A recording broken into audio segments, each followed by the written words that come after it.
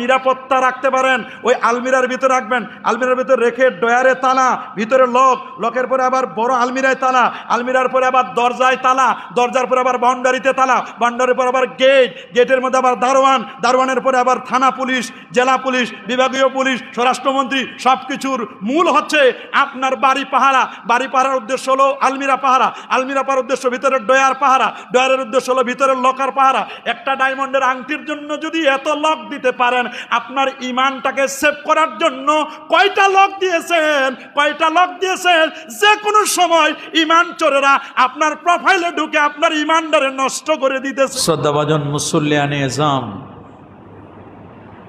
Online এবং অফলাইনে যারা আমাদের সাথে যুক্ত হয়েছেন, পরে যুক্ত হবেন, আপনাদের সকলকে অন্তরের অন্তঃস্থল থেকে জ্ঞাপন করছি মোবারক। সবটুকুন শুকরিয়া, সবটুকুন প্রশংসা সে মহান রব্বে করিমের দরবারে, যিনি আজকের এই জুমার দিনে জুমার নামাজ আদায়ের লক্ষ্যে আল্লাহর ঘর মসজিদে আসার ও বসার, তার দরবারে মস্তক অবনত করবার সুযোগটুকুন এনায়েত করলেন। কালিমাতুর শুকর আদায় করে পড়ে নিচ্ছে আলহামদুলিল্লাহ। প্রিয় সুধী, আজ যে বিষয়টি নিয়ে আমরা কথা বলবো তা হচ্ছে ঈমানের গুরুত্ব।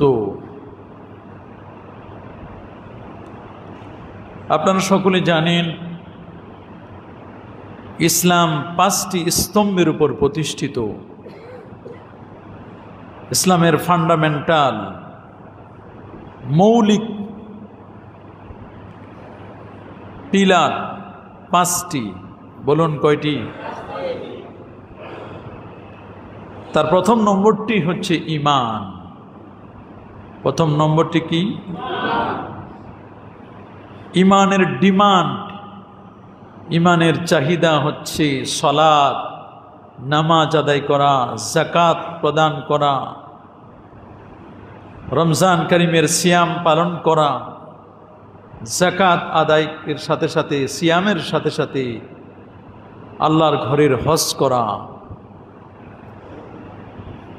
ঈমান যার উপর ডিপেন্ড করবে, ঈমান যার উপর নির্ভর করবে, তার নাম হচ্ছে আকীদা। বলুন তার নাম কি? আকীদার কারণে একটি মানুষ জান্নাতি হবে, আবার আকীদার কারণেই একটি মানুষ বিপদগামী জাহান্নামী হবে। যার আকীদা ঠিক, ঈমান যার ঠিক, তার সব ঠিক। যার ঈমান আকীদায় ভেজাল, সে যত ভালো কাজ করুক না কেন, এ কাজের কোনো মূল্য নেই। কোন বিধর্মী তিনি যদি ঈমান না এনে লক্ষ লক্ষ কোটি কোটি ডলার যদি তিনি খরচ করেন, তাহলে তিনি দুনিয়াবি উপকার পাবেন, মানুষের বাহাবা পাবেন, দুনিয়াবি আপদ বিপদ থেকে হয়তো বা তিনি মুক্তি পাবেন। বাট তার এই দান, তার এই চ্যারিটি, এগুলো আল্লাহর কাছে 1 পয়সা মূল্য নেই।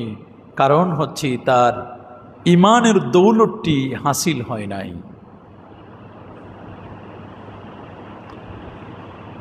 আমাদের ঈমান কখনো বাড়ে, কখনো কমে। আমাদের ঈমানের মধ্যে জোয়ারও আছে, ভাটাও আছে।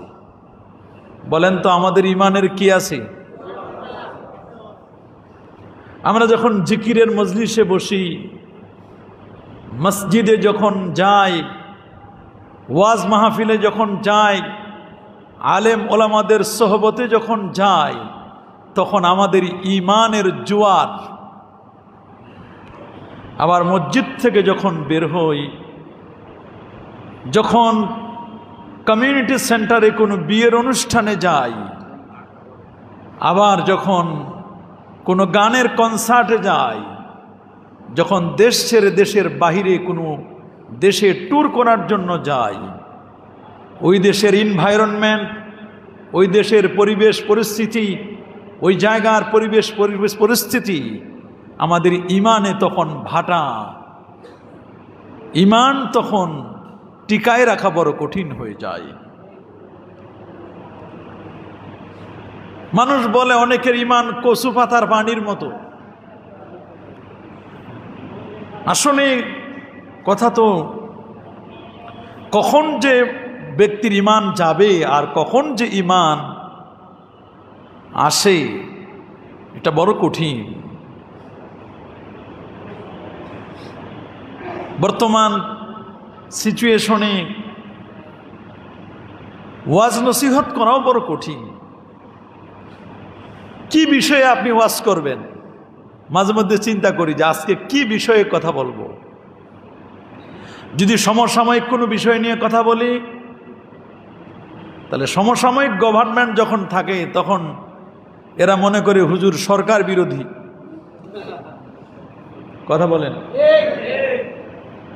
যদি ইসলামী দলের কোনো কথা বলি তখন বলে হুজুর মনে হয় কোনো না কোনো ইসলামী দলকে সাপোর্ট করে, না হলে এই কথা হুজুর বলে কেমনি?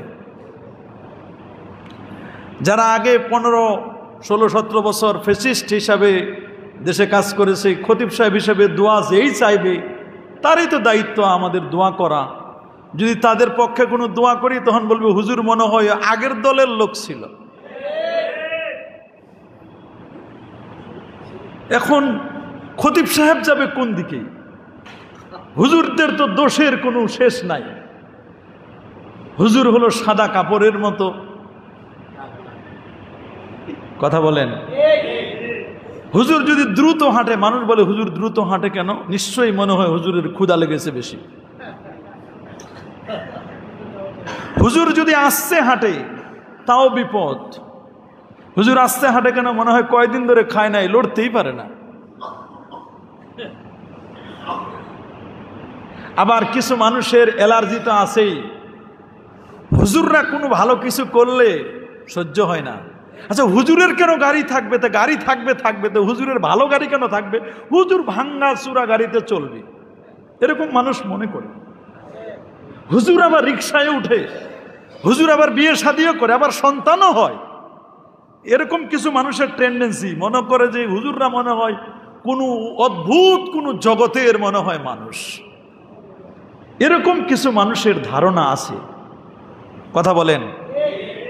আপনারা কি খারাপ মনে করতেছেন? আমাদের কাছে এসে বলে তো অনেকে যে হুজুর কেউ আপনারে অমুক দলের ট্যাগ লাগায়, কেউ আপনাকে অমুক দলের ট্যাগ লাগায়, আপনি হুজুর কার? আমি বললাম খতিব সাহেব সবার। খতিব সাহেব কার? কি আওয়ামী লীগ, কি বিএনপি, কি জামাত, কি জাসদ, কি বাসদ, মসজিদে যত রকমের মুসল্লি সবার হুজুর। হুজুরের কোনো সাইনবোর্ড নাই, হুজুর কোনো রাজনীতি করেও না। হুজুর যেটা করে ওলি আল্লাহদের সংগঠন শর্ষিনা দরবারের জমিয়তে হিজবুল্লাহ, হুজুর প্রচার সম্পাদক, প্রচারের কাজ আমি করি। ইসলাহে নফস, ইসলাহে কওম, ইসলাহে হুকুমত, ব্যক্তি সংশোধন, সমাজ সংশোধন, রাষ্ট্র সংশোধন, এই সিস্টেমে আমাদের কাজ। আগে আমি ভালো হব, আমার সাথে যারা চলবে, আমার বন্ধু বান্ধব যারা আমার সাথে যারা উঠা বসা করবে তাদেরকে আমি ভালো করব। আমার আশপাশের ভালো হয়ে গেলে আমার বাড়ি ভালো হবে, আমার পরিবার ভালো হবে, আমার আশপাশের পরিবার ভালো হবে, আমার গ্রাম ভালো হবে, আমার ইউনিয়ন ভালো হবে, আমার থানা ভালো হবে, আমার জেলা ভালো হবে, আমার বিভাগ ভালো হবে, এরপর সব বিভাগ ভালো হলে এরপর দেশ অটোমেটিক ভালো হয়ে যাবে। এটা আমার সিস্টেম, এটা রাসূলুল্লাহর সিস্টেম ছিল। এতে যদি কয়েকশো বছর লাগে তা লাগুক।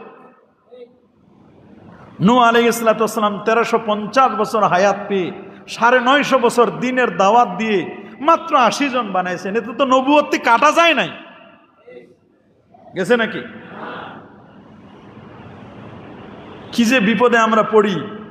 মাঝে মধ্যে সিদ্ধান্ত নেই ওয়াজ হবে সব মহাকাশের উপরের আর মাটির নিচের, এই নিয়ে কারো কোনো ভেজাল নাই। যদি আকাশের উপরের ওয়াজ করি এটা সবার আকাশটা, আর যদি মাটির নিচের ওয়াজ করি তাহলে মাটির নিচেও ভেজাল নাই, উপরেও ভেজাল নাই। ভেজাল হলো আকাশের নিচে জমিনের উপরে,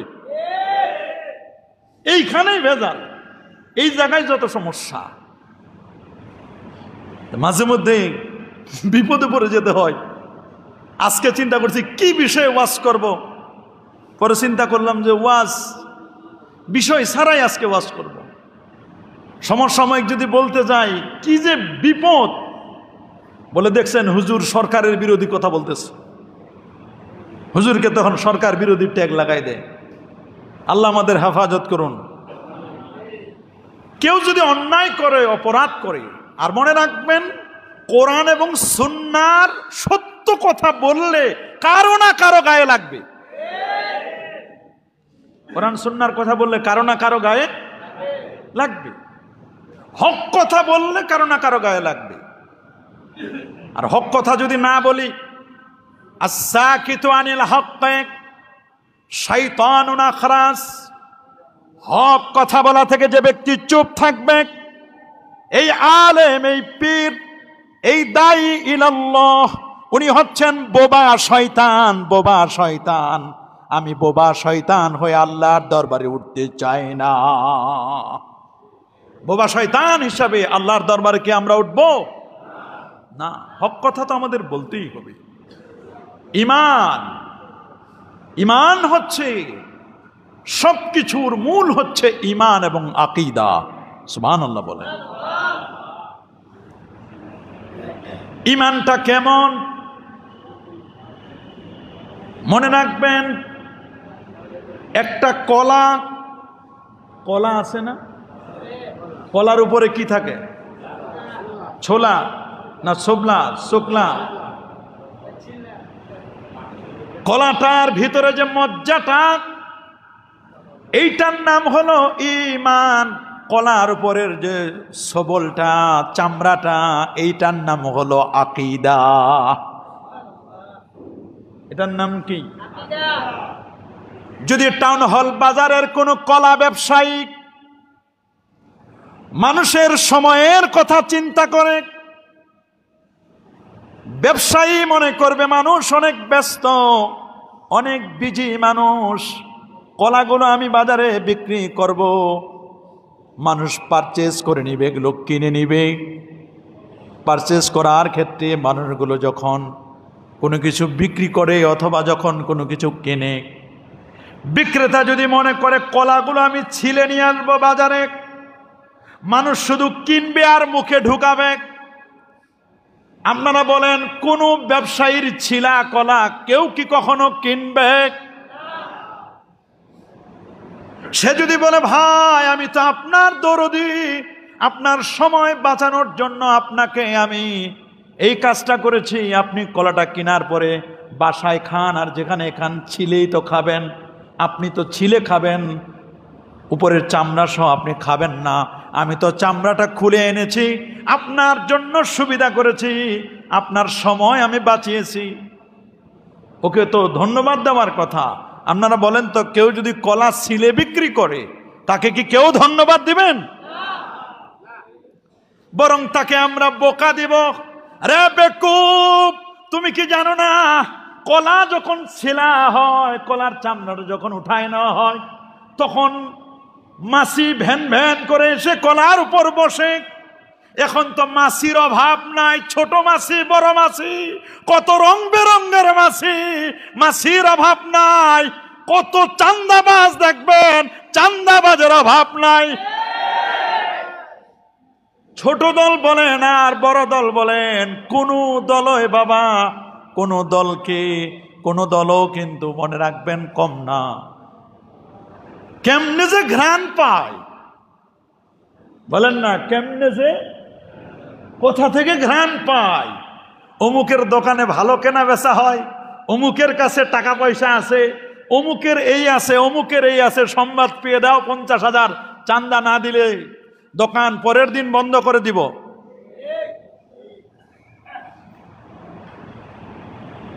আল্লাহ হেফাজত করুন, আল্লাহ হেদায়েত দান করুন। মাছি বসলে, ওই কলার উপর যখন মাছি বসে তখন কলাটা দূষিত হয়ে যায়। ওই কলা খাইলে পেট খারাপ হয়, ডিসেন্ট্রি হয়। অনেক আলেম ওলামা, অনেক মুসলমানের ইমানের চামড়া নাই, ইমানের চামড়া নাই, ইমানের চামড়া নাই, খালি কলা কলা ছিলে রেখেছে। কত রং বেরঙের মাছি এসে বসে, ময়লা আবর্জনা এসে ওই মজ্জাটা ইমানটারে নষ্ট করে দিয়েছে। ওই ইমানের বুলি যখন আওড়ায়, যখন সে বিভিন্ন টক শোতে কথা বলে, ওই কথাগুলো মানুষ যখন হৃদয়ঙ্গম করে কথাগুলো শোনে, শোনার পরে কথাগুলো যখন গিলে, ওই কথাগুলো খাবার পরে, ওই কথাগুলো নেওয়ার পরে ইমানের জন্ডিস হয়, আমলের জন্ডিস হয়। ওই ইমান আর ইনঅ্যাক্টিভ হয়, ওই ইমান আর অ্যাক্টিভ থাকে না। বড় কঠিন অবস্থা রে বাবা। ইমানের মূল্য যে কত এটা বোঝা বড় কঠিন। সারা দুনিয়ার সমস্ত স্বর্ণ যদি এক পাল্লায় দেওয়া হয় রে, আর ইমানের কলেমাটা যদি আর এক পাল্লায় দেওয়া হয়, ইমানের কলেমাটার মূল্য অনেক বেশি হয়ে যাবে। আমার রাসূলের সাহাবী জিজ্ঞেস করলেন, ইয়া রাসূলুল্লাহ, কেমনে বুঝবো আমি ইমানদার? নবী বললেন, ইজা সাররাতকা হাসানাতুকা ওয়া সাআতকা সাইয়্যাতুকা ফাআনতা মুমিন। সুবহানাল্লাহ। ইজা আসাররাতকা হাসানাতুকা ওয়া সাআতকা সাইয়্যাতুকা ফাআনতা মুমিন। ভালো কাজ করতে যদি মনটা সাই দেয় রে, খারাপ কাজ করতে যদি মনটা বাধা দেয়, তাহলে বুঝবা এটাই তোমার ইমানের পরিচয়। আমার ইমান আছে না নাই, এটার জন্য হুজুরের কাছে যাওয়ার লাগবে না। আমি রোগ হলে ইনভেস্টিগেশন করার জন্য আমি ল্যাবরেটরিতে পরীক্ষা করি, আমি আমার কিডনি ভালো আছে কিনা, আমার হার্ট ভালো আছে কিনা, আমার লিপিড প্রোফাইলটা কেমন, আমার ব্লাডের সুগার কেমন, আরবিএস কেমন, আমার ক্রিয়েটিনিন কত, এগুলোর জন্য ল্যাবরেটরিতে ব্লাড টেস্ট করতে হয়। ইউরিনে ইনফেকশন হয়েছে কিনা ইউরিন টেস্ট করতে হয়। বাবা, ইমান টেস্ট করে দেখেন, ইমান টেস্টের জন্য ল্যাবরেটরিতে যাওয়ার লাগে না, লাগে না, লাগে না। নিজের দিলটারে প্রশ্ন করেন, নিজের মনটারে প্রশ্ন করেন। ভালো কাজ দেখছেন, নামাজে যাচ্ছে, ওয়াজ হচ্ছে, কোরআন মাজিদ তেলাওয়াত হচ্ছে, নবীর সম্মান বলছে, মনটা ভালো লাগে, নিজে বসে যায়। যখন বসে যেতে ভালো লাগে, বুঝতে হবে আমার ইমান আছে। আবার যদি দেখি কে অন্যায় করে, জেনা করে, ব্যভিচার করে, চুরি করে, সুদ খায়, ঘুষ খায়, আরেকজনের সম্পদ লুণ্ঠন করে, মিথ্যা কথা বলে, কোনো ফাইল চলে না, ঘুষ ছাড়া, বাম হাতের কারবার ছাড়া, এগুলো যখন দেখি আমি এ কাজের মধ্যে সম্পৃক্ত হয়ে যাই, তখন বুঝতে হবে আমার ইমানটা ইনঅ্যাক্টিভ হয়ে গেছে। এটা এখনো সিনার মধ্যে ইনস্টল নাই। সিনার ভিতরে প্লে স্টোরে ইমান আছে, প্লে স্টোরে ইমানের সফটওয়্যার আছে, কিন্তু ইনস্টল করা নাই। ইনস্টল করো, সিনায় অটোমেটিক নূর চলে আসবে। কি চলে আসবে? নূর চলে আসবে, নূর চলে আসবে। তবে ইমান চোরের দল আছে না নাই? আছে না? ইমান চোর আছে, ইমান চোর, ইমান চোর আছে। নবীজি বলেন নামাজ চোরও আছে। সাহাবীরা বলল, হুজুর নামাজ চোর আবার কে? নবী বলেন যারা সিজদায় চুরি করে, নামাজের প্রতিটি আহকামগুলো যথাযথভাবে আদায় করে না। 4G গতিতে যারা নামাজ পড়ে, 5G গতিতে যারা নামাজ পড়ে, সিজদাটা লম্বা হলে মাথা উঠাই দেখায় হুজুর আছে না নাই? কথা বলেন।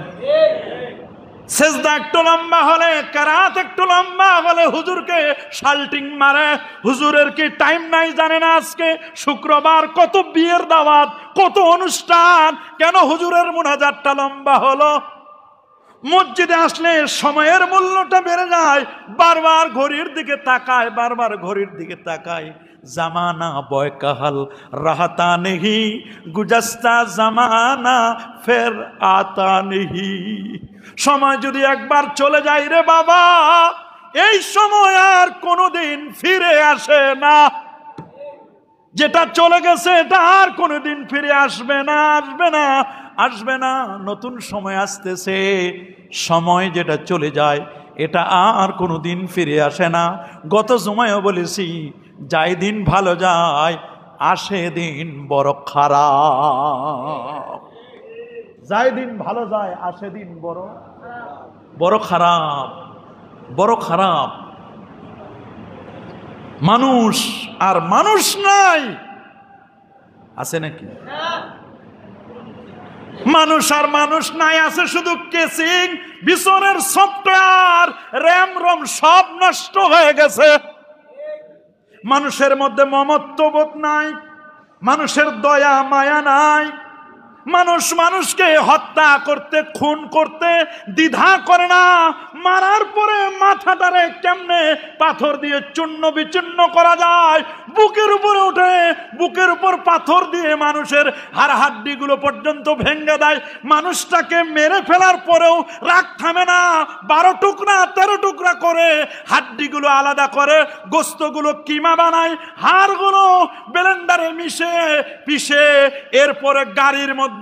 এই তো মোহাম্মদপুরের 2-3 দিন আগের ঘটনা। মোহাম্মদপুরের একটা গাড়ি বের করে দেখা গেল 2টা লাশ। দেখেন কেমন রাগ মানুষের, মানুষের প্রতি মানুষের রাগ।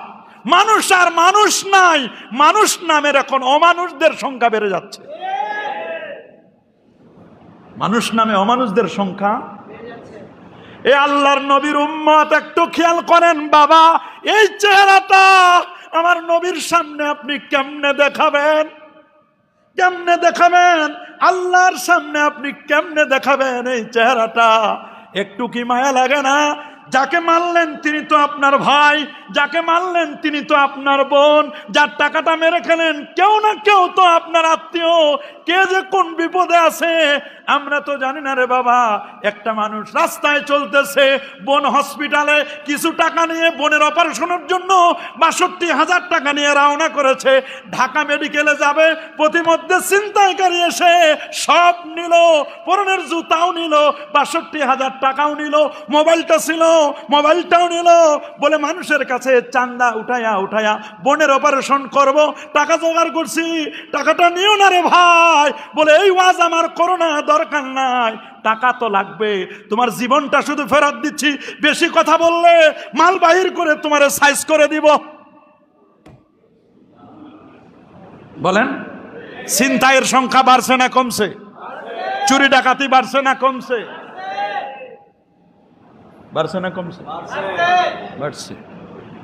কেন বাড়ছে? কেন কেন কেন কেন কেন প্রশ্নের উত্তর দেওয়ার কেউ নাই। কবি এখানে নীরব। অথচ আমাদের সরকার কত বড় বড় ডিগ্রির চোটে তো মানুষ ভারে পড়ে যায়। কথা বলে ওরে বাবা, নোবেল বিজয়ী একজন কেন 40 জনও যদি বসায় দেন তারপরও মেধা দিয়ে কেউ কোনো কিচ্ছু করতে পারবে না। মানুষ যখন ভিতর থেকে তাকওয়াল্লাহ, আল্লাহর ভয় যখন মানুষের হৃদয়ে না আসবে, মানুষের হৃদয়টা ইসলামের দিকে যতক্ষণ পর্যন্ত ঝুঁকে না যাবে, নোবেল বিজয়ী একজন কেন 40 জনও যদি ক্ষমতায় বসান মানুষগুলো ভালো করতে পারবে না।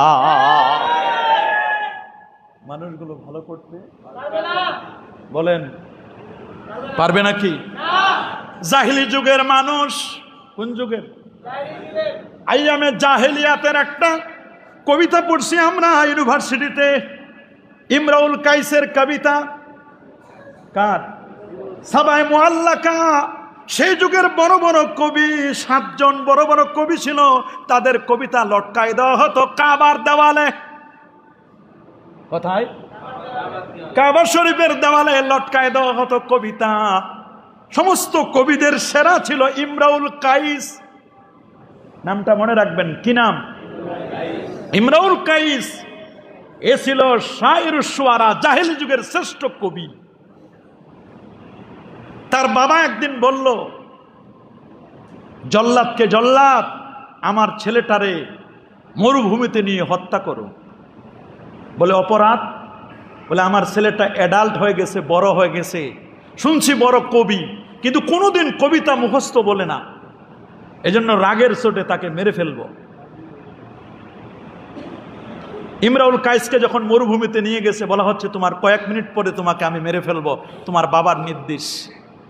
অপরাধ কি আমার? ইমরাউল কাইস জিজ্ঞেস করলো, বলে অপরাধ তেমন কিছু না, তোমার অপরাধ হলো তুমি কবিতা পড়ো না, কবিতা বলো না, তোমার বাবা ক্ষোভ। বলে কতগুলো কবিতা বললে তুমি খুশি হবে, আমার বাবা খুশি হবে? বলে আমি কবিতা বলি না তা নয়, কবিতা আমি পারি, আমি তো ন্যাচারাল কবি, প্রাকৃতিক কবি। আমার দেশের কবিতা ভাব আসার জন্য নদীর পাড়ে যায়, নিরিবিলি নিকুঞ্জ পরিবেশে যায়, সেফ জোনে যায়। আর আরবের মানুষের মেধা এত বেশি ছিল, যুদ্ধের মধ্যেও কবিতা আবৃত্তি করতে পারত। যুদ্ধে কবিতা দিয়ে যুদ্ধ হইতো, যুদ্ধের মধ্যে কবিতা বলছে, পরের মানুষগুলো কবিতা দিয়ে জবাব দিছে। যুদ্ধের মধ্যেও কবিতা, শুলে চড়াইছে রাসূলুল্লাহর সাহাবীকে, ওই জায়গায় কবিতা পড়ছে।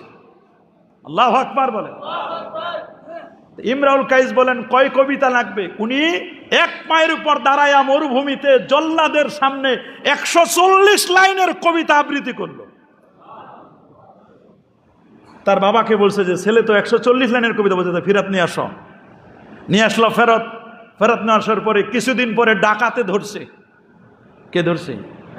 দুইজন ডাকাত ছিনতাইকারী ধরছে ইমরাউল কাইসকে, তোমাকে হত্যা করব, তোমাকে বহু ছাড় দিছে, আর ছাড় দেওয়ার সুযোগ নাই, তোমাকে হত্যা করব। বলে আচ্ছা, হত্যা যেহেতু করবা, আমার 2 কন্যা আছে, 2 মেয়ে। কয় মেয়ে? আমার 2 মেয়ে আছে, আমার এই 2 মেয়েটাকে আমার 2টা শব্দ শুধু বলে দিবা। বলে এটা খারাপ কি, আর 2টা শব্দ যদি বলার লাগে তাহলে বলবো। কি শব্দ? ইয়া ইবনাতাই ইমরাউল কাইস ইন্না আবাকুমা। এর বাংলা হলো, হে ইমরাউল কাইসের কন্যাদ্বয়, নিশ্চয়ই তোমাদের বাবা। এতটুকু বাংলা অর্থ।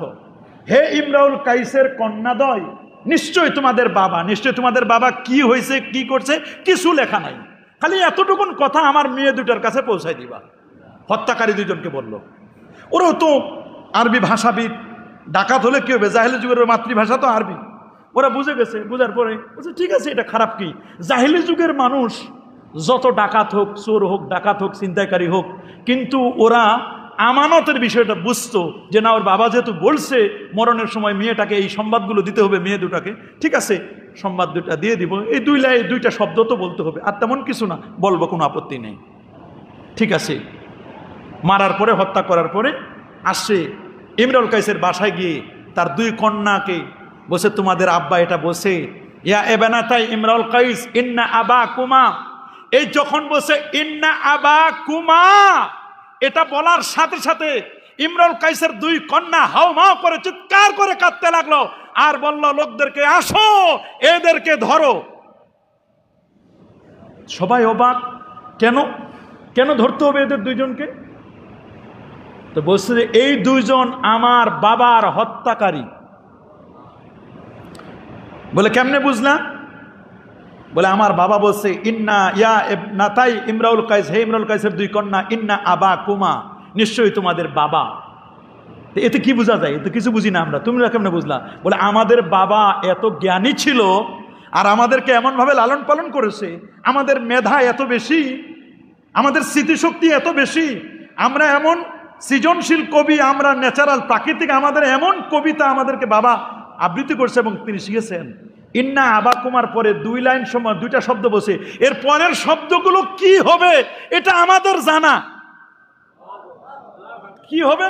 বলে আমার বাবা বলছে ইন্না আবাকুমার পরের শব্দ হবে ওয়াকাতিলুহু, আর তোমার বাবা ইমরুল কাইসের হত্যাকারী লাদাই কুমা, তোমাদের সামনে উপস্থিত। তো বলি এটা তোমরা বুঝে ফেলেছো? বলে হ্যাঁ। জিজ্ঞেস করো। পরে ওদেরকে জিজ্ঞেস করা হলো, হ্যাঁ আমরা তোমার বাবাকে এইমাত্র হত্যা করে আসলাম। বলে তোমরা এটা কেমনে বুঝলা? বলে এটা শব্দ বলতেছে। তাহলে শব্দ ভান্ডার এদের এত বেশি জানা ছিল, এদের ভাষাগত এত জ্ঞান ছিল, কিন্তু ছিল না ইমানের জ্ঞান। কি ছিল না? যে কারণে মানুষ মানুষকে হত্যা করত, জীবন্ত কন্যা সন্তানকে কবর দিত। এখন তো তার চেয়েও আরো বেশি। এক কন্যা বাবারে মেরে ফেসবুক লাইভে সাভারে নবীনগর অঞ্চলে বাবারে মেরে যেটা দিয়ে মেরেছে ওইটা দিয়ে বুকের পাঁজরের উপর জোরে জোরে মারতেছে আর বলতেছে কেমন কেমন মজা পাইতেছো কিনা। এটা জাহিলি যুগকে হার মানাইছে। জাহিলি যুগ আমরা যারা দেখি নাই, এখন এই অনলাইনের সুবাদে মোটামুটি জাহিলি যুগে কেমন হতো দেখা যাচ্ছে। কথা বলেন, জোরে বলেন, কি অবস্থা দেখেন তাহলে। বাবা আমি বলতেছিলাম ইমান ইমান ইমান এবং দিন ইসলাম যদি কারো কাছে না থাকে, মেধা দিয়া ডিগ্রি দিয়া দেশ চালানো বড় কঠিন। লাগবে ইমান, লাগবে ইসলাম। ইসলাম হচ্ছে সকল সমস্যার সমাধান। ইসলাম সকল সমস্যার। আল্লাহ রাব্বুল আলামিন বলেন আল-ইয়াউমা আকমালতু লাকুম দীনাকুম ওয়া আতমামতু আলাইকুম নি'মাতি ওয়া রাদিতু লাকুমুল ইসলাম দীনা। আল্লাহ রাব্বুল আলামিন আরো বলেন وَمَن يَبْتَغِي غَيْرَ الْإِسْلَامِ دِينًا فَلَن يُقْبَلَ مِنْهُ وَهُوَ فِي الْآخِرَةِ مِنَ الْخَاسِرِينَ। ইসলাম কে বাদ দিয়ে, কোরআন মাজিদ কে বাদ দিয়ে, নবীর আদর্শকে বাদ দিয়ে তোমরা যতই তন্ত্র মন্ত্র, যত মিটিং করো, মিছিল করো, আর যত রকমের সমাবেশ করো না কেন, কোনো কিচ্ছু কাজ হবে না। শান্তি দিতে পারে একমাত্র আল্লাহর কোরআন, শান্তি দিতে পারে ইসলাম, শান্তি দিতে পারে কেবলমাত্র আল্লাহর সংবিধান। এই সংবিধান ছাড়া মানুষকে শান্তি দিতে পারে না। আল্লাহু আকবার বলেন।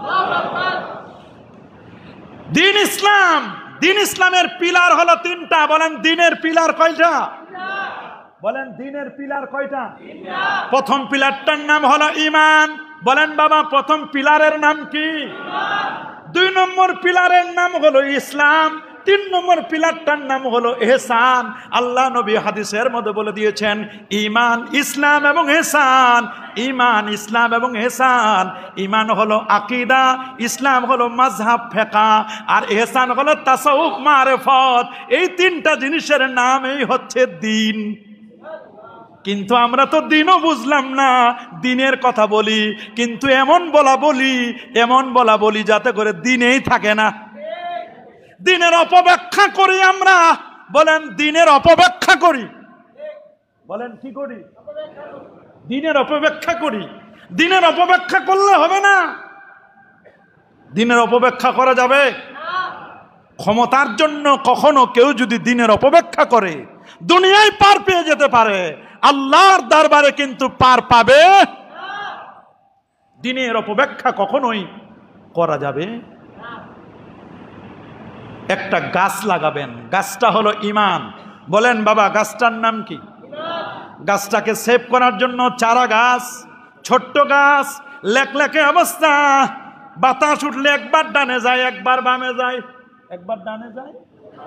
চারা গাছটারে যদি আপনি সেভ করতে চান, চারা গাছের মধ্যে একটা ধরনী দেওয়া লাগে, একটা লাঠির মতো দেওয়া লাগে, এরকম একটা স্টিক দিতে হয়। এরপরে চারা গাছটা ওটার সাথে লাগাই দিতে হয়, মাঝে মধ্যে একটু বেঁধে দিতে হয়। চারা গাছটা যেন গরু ছাগল ভেড়া বকরি যেন না খায়। চারা গাছের শত্রু আছে না নাই?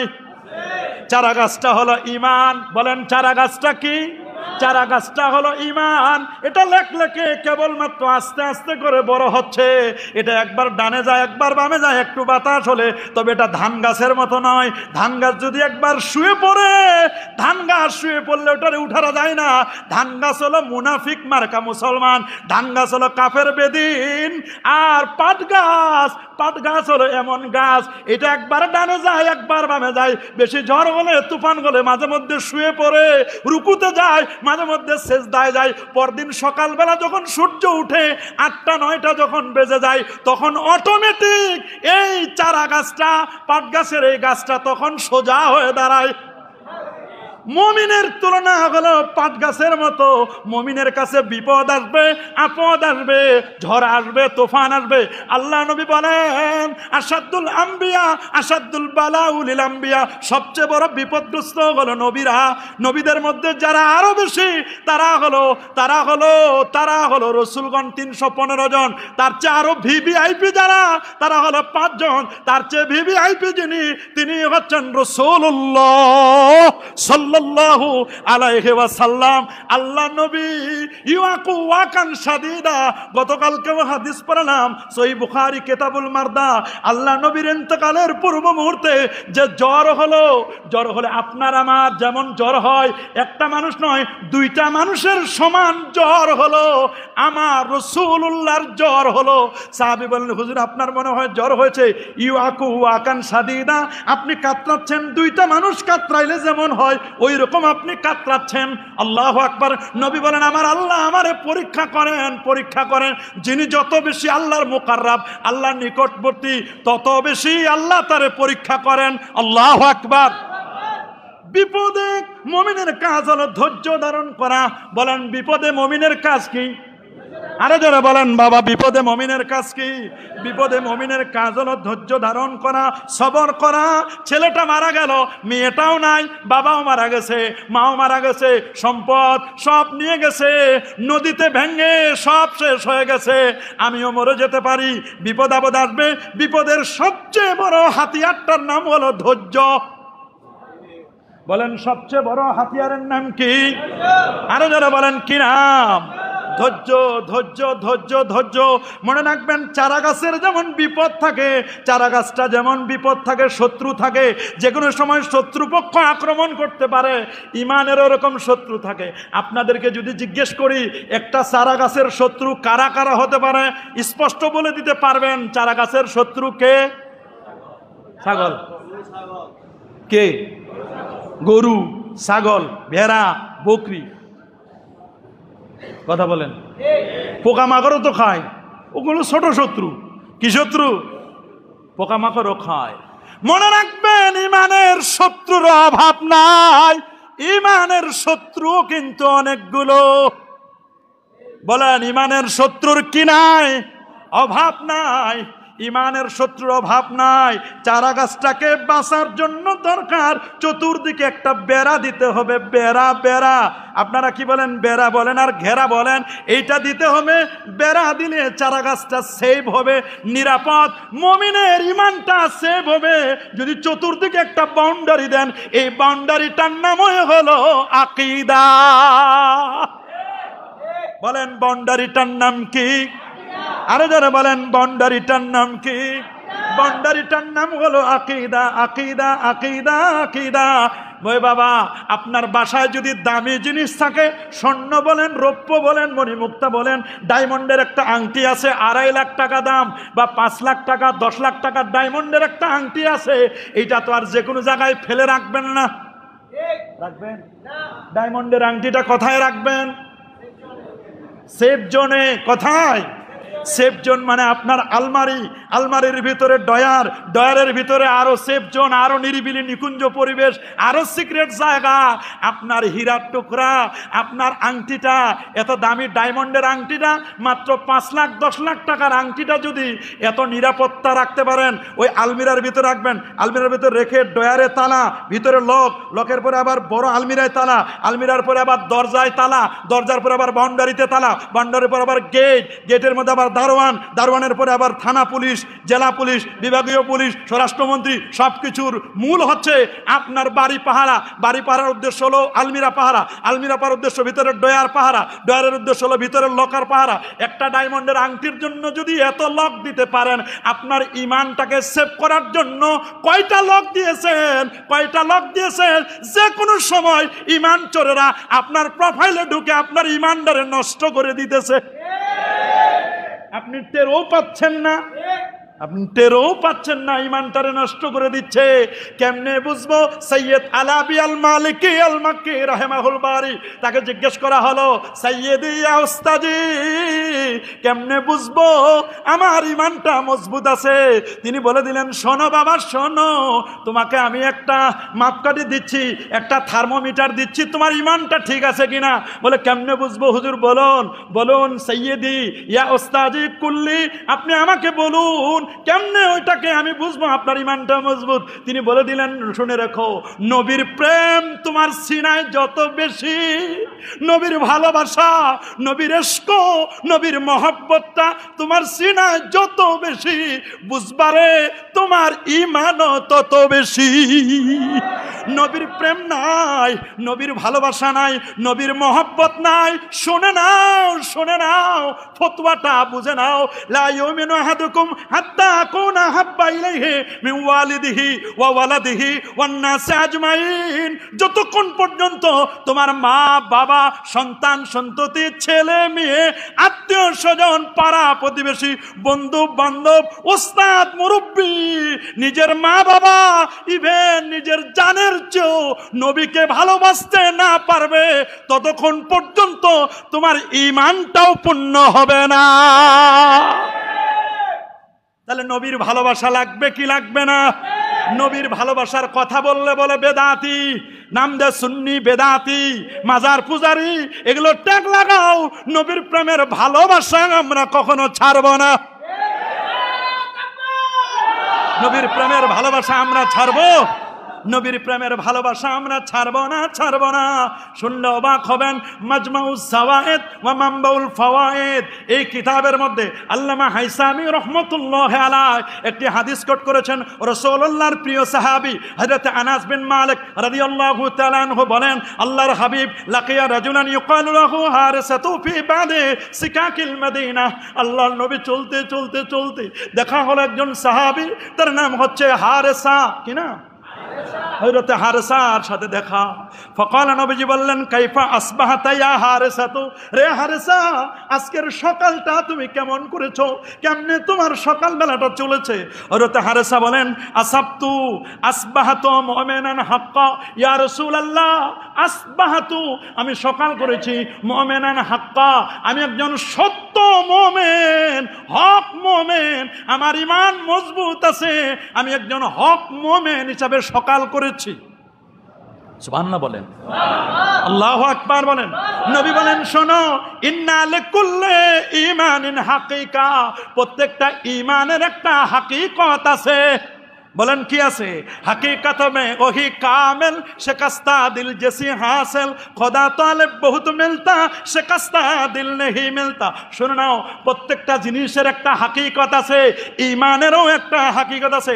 কলা আরফতা, শুনে নাও শুনে নাও, আজাফাত নফসি আনিদ দুনিয়া, ঈমানের হাকিকত হলো তুমি দুনিয়া থেকে এমন বিমুখ হবে, তুমি এমন বিমুখ হবে। তাহলে তোমার ঈমানের বাস্তবতাটা কি? সে বলল, আমার মন দুনিয়া থেকে বিমুখ হয়ে গেছে। ইয়া রাসূলুল্লাহ, আজাফাত নফসি আনিদ দুনিয়া, দুনিয়া ভালো লাগে না। সিনায় যখন ঈমান আসবে, নবীর প্রেম যখন আসবে, দুনিয়া দুনিয়া দুনিয়া দুনিয়া তখন ভালো লাগবে না, দুনিয়া ভালো লাগবে না। হুজুর, আমার দুনিয়া তো ভালো লাগে না। দুনিয়া কি?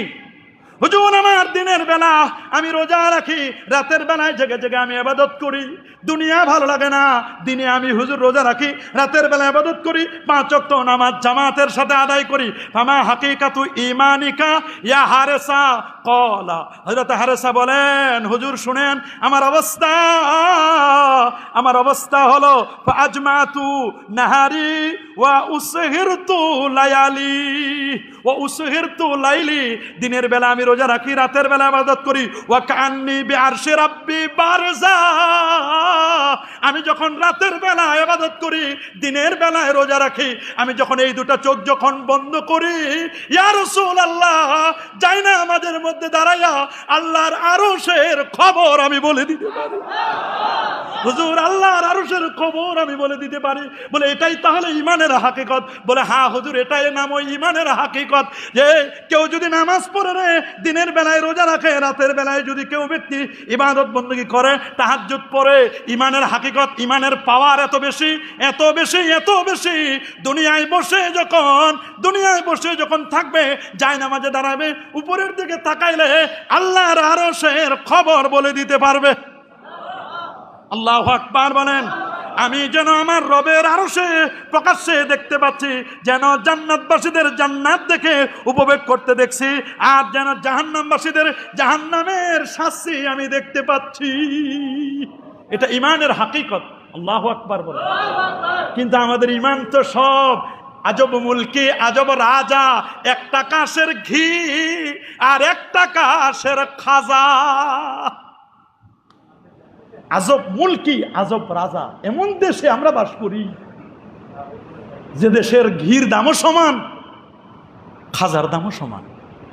এই জন্য কবি বলছেন আজব মুলকি, আজব রাজা, একটা কাশের ঘি আর একটা কাশের খাজা। আজব মুলকি, আজব রাজা, এমন একটা দেশের নাম বলছেন। আসলে এটা কল্পনার দেশ, বুঝানোর জন্য। তো ওই দেশের ঘিরও মূল্য 1 টাকা, খাজার মূল্য কত বলেন না? খাজার দামও। আর খাজা বিক্রি করে না? কোন জায়গার খাজা ভালো? কুষ্টিয়ার নাকি রাজশাহী? যাই হোক, রাজশাহী কুষ্টিয়ার খাজা বলে, তিলের খাজা, কুষ্টিয়ার খাজা খুব মজা। তো খাজার দামও দে, ঘিয়ের দামও তো, অথচ ঘি তো 1200-1500 টাকা কেজি। আজব মুলকি, আজব রাজা, একটা কাশের ঘি, একটা কাশের খাজা। যখন দেশে খাজার দাম আর ঘিয়ের দাম এক হবে, তখন আর ইমানের বড় হাকিকত পাওয়া যাবে না। এই একটা কাশের ঘি আর একটা কাশের খাজা কেমনে হয়, আগামী জুমায় শুনবেন ইনশাআল্লাহ। আল্লাহ কবুল করুন। 4 রাকাত কাবলা জুমা আদায় করুন।